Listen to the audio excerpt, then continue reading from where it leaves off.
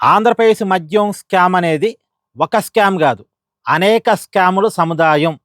నేను ఈ విషయాన్ని చాలా వీడియోలో జెప్పా. ఇది ఒక కేసు గాదు, అనేక కేసుల సముదాయం అని. అసలు కేసేమో ఆంధ్రప్రదేశ్ మద్యం స్కాము. దీనికి కొన్ని కొసరు కేసులున్నాయి. ఆంధ్రప్రదేశ్ రవాణా మద్యం స్కాము, నకిలీ మద్యం తయారీ స్కాము, ఇవన్నీ కూడా అనుబంధ కేసులు. ఇప్పుడు తల్లి కేసు మాత్రం మద్యం స్కామే. ఇవన్నీ పిల్ల కేసులు. అయితే ఈ పిల్ల కేసులో ఆంధ్రప్రదేశ్ మద్యం రవాణా స్కామ్‌లో ఎన్ఫోర్స్‌మెంట్ డైరెక్టరేట్ విచారణ జరుపుతుంది గదా! ఆల్రెడీ రాజు కసిరెడ్డి ఈ కేసులో ఏ1గా ఉన్నాడు. అతన్ని అరెస్ట్ చేశారు. హైదరాబాద్ చంచల్గూడ జైల్‌లో అతనున్నాడు. అలాగే కారుమూరు సునీల్‌ని కూడా అరెస్ట్ చేశారు. అతను కూడా హైదరాబాద్ చంచల్గూడ జైల్‌లో రాజు కసిరెడ్డితో పాటు ఉన్నాడు. ఈ కారుమూరు సునీల్ ఎవరంటే వైసీపీ నేత మాజీ మంత్రి కారుమూరు నాగేశ్వరరావు గారి కుమారుడు. మొన్న 2024 ఎన్నికల్లో ఏలూరు పార్లమెంట్ స్థానం నుంచి వైసీపీ పార్టీ తరపున పోటీ చేసిన వ్యక్తి. ఇప్పుడు వీళ్ళిద్దరూ హైదరాబాద్ చంచల్గూడ జైల్లో గడుపుతున్నారు.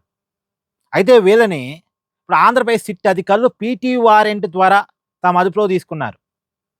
అదుపులోకి తీసుకొని హైదరాబాద్ నుంచి విజయవాడకు తరలిస్తున్నారు.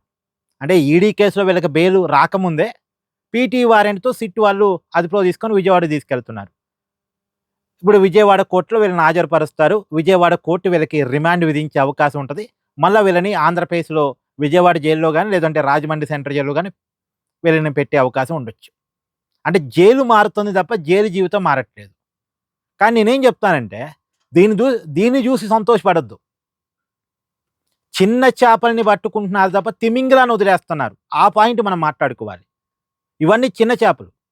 ఈ మద్యం స్కాము ఎవరి అండదండలతో జరిగింది? ఎవరు కనుసన్నలతో జరిగింది? ఈ మద్యం స్కామ్‌లో అంతిమ లబ్ధిదారు ఎవరు? బిగ్ బాస్ ఎవరు? మాజీ మంత్రి వైసీపీ అధినేత వైఎస్ జగన్మోహన్ రెడ్డి. ఆయనే గదా! ఆయన్ని పట్టుకోకుండా వీళ్ళందరినీ పట్టుకొని వీళ్ళకి బెయిల్ రాకుండా జైల్లో పెడితే ఏం లాభమండి? ఆ రాజీవ్ కసిరెడ్డి అయితే ఒక సంవత్సర కాలంగా జైల్లోనే గడుపుతున్నాడు. ఒక కేసులో బెయిల్ వస్తే మరొక కేసులో జైల్లోనే గడుపుతున్నాడు. కానీ ఏం లాభం? ఇవన్నీ చిన్న చేపలు.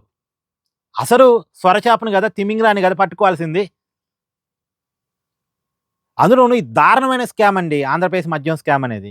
ఒకవైపు డబ్బులు సంపాదించుకున్నారు. అంటే కేవలం డబ్బులు సంపాదించుకున్నారు, అవినీతి చేశారు ఇంతవరకే చూడొద్దు.